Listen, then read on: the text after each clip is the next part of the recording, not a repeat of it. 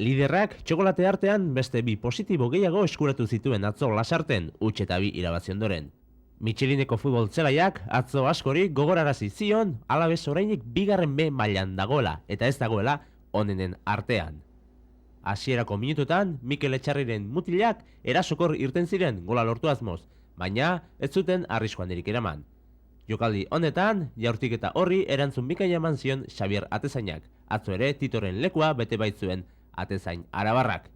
Zelaia nola zegoen ikusirik, Txutxe Arangurenen mutilek, falten bitartez, sortu zituzten beraien arriskurik handienak. Eta olako jokaldi batetan etorri zen Alabesen aurreneko gola. Eta nola ez, golegilea Santi Castillejo.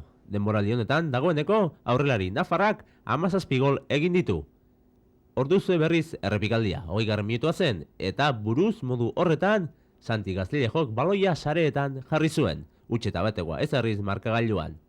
Gasteiztarren bigarren gola, 40. minutuan heldu zen, Joseba Agirrek buruz, Arteagak ezin gelditu eta Laserasek bakarrik baloia sareetara bidali zuen, huts eta bikoa ezarriz. Orduzue errepikaldea, Joseba Agirrek buruz, ezin gelditu Arteagak eta Carlos Laserasek bigarrena egin zuen bere taldearentzat eta onden bestez jokalariak atxeden aldira.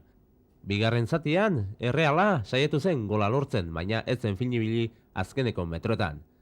Alabesek bestalde, 3. gola lortzeko aukerare galdu zuen jokaldi honetan, epaileak San Miguelek Laserasi egendako sarrera honetan penalti adierazi baitzuen.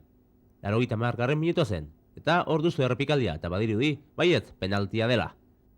Musti Mujikak ez zuen asmatu penaltian eta baloia zerura bidali zuen. Partiduak ez zuen gehiagorako eman, Alabesek garaipen justua lortu zuen, lokatz artean Erreala baino hobeto bueltatu baitzen. Eta honen bestez, arabarrek beraien lehen postua sendotu egiten dute.